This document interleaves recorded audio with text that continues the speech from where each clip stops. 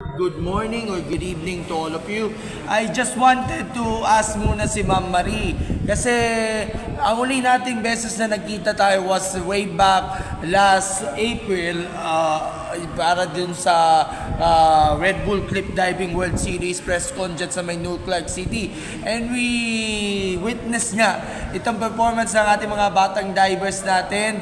Nakausap pa naman kita. So, with this victory nga ni Rose Ann dito sa competition na ito, do you see na, of course, yung ating mga batang divers natin they having such a good potential nga para at least makakaupo tayo ng podium sa darating na SEA Games and even the international competitions na pag-aanda natin ng ating kupunan? Thank you for your question. Just to give another background, yung diving kasi is a very high skill sport. Meaning it takes po a while to develop yung skills ng diver from doing yung simple dive papunta sa mas madulang dive. So, coming out po from the pandemic kasi medyo tayo ata yung one of the last companies na nag-end. So, yung unique na yung needs ng diving kasi.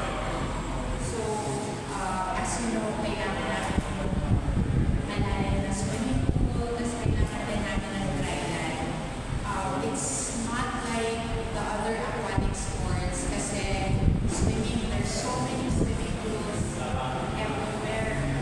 Kami very specialized. So coming out of the pandemic we found it very challenging because when the divers started training again, it was later part of 2022.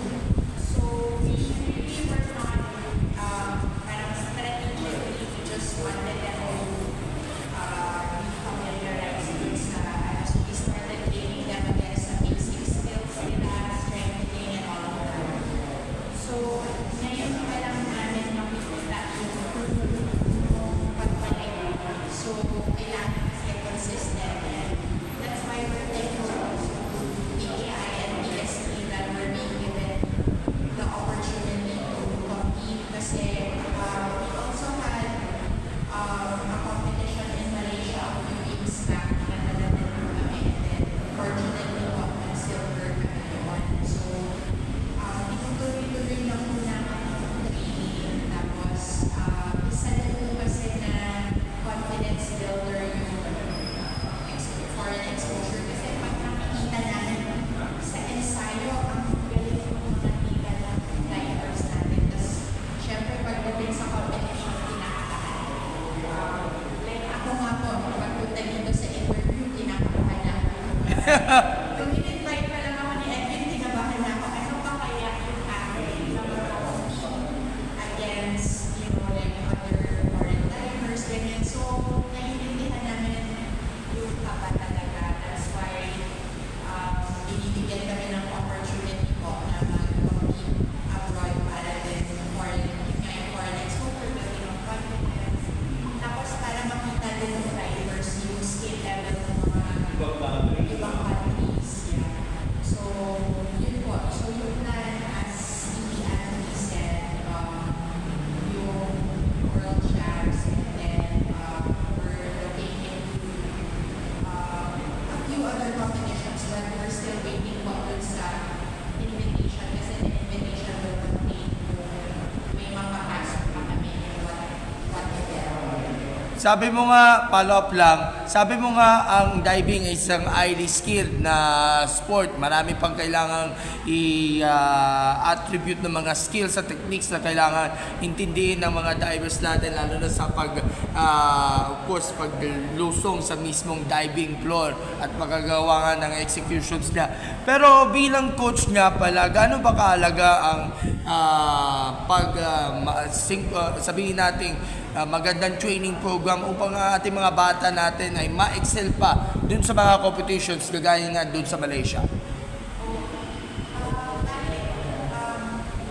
continuous na yung training nila and then dito sa Pilipinas tapos we're looking also get them foreign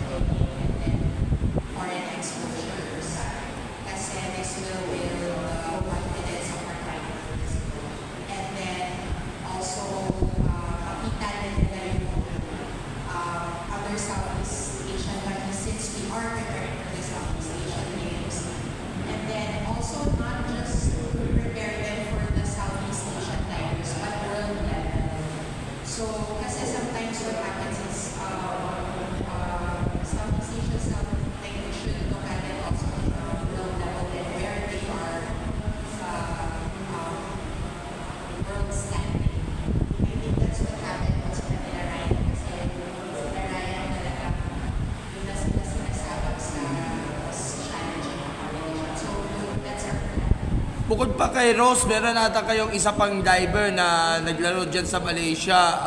How did she fare well in the competition? At napansin ko rin, wala si Ayana Drake doon sa lineup natin doon sa Malaysia. So, kamusta na yun si Ayana? Si Ariana kasi po, nag-aaral sa US. So, nag-compete naman siya doon sa club level ng US. Actually, hindi ko maganda kasi yung exposure niya naman kasi in Carabao. So, unfortunately, hindi ko siya nakasama sa Indonesia gawa ng school. Hindi siya maka-excuse sa school at that time kasi medyo katapos na yung school year for them. But we are always coordinating with each other kasi meron kami group chats. We're coordinating also with her coach at the US kung ano yung plan namin for sa games. Mga dives, nandun na din doon. So, continuous yung coordination. Last question muna for now kay Rose. Rose, gaano ka pa ka-confident na pagdating nga dito sa 2025 SEA Games, mas lalo pa ma-improve ang inyong sarili at of course yung kakayahan ninyo para ma-deliver nga yung mga dives na kailangan mo ninyo para at least i-match ito dun sa mga kapwa natin mga Southeast Asian countries.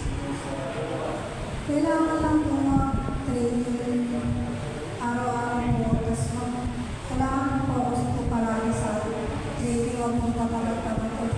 Kasi pag tamad pa po, wala po makakalala. Wala po mangyayari sa pagdating po ng SEA Games. Okay, so babalik ako mamaya.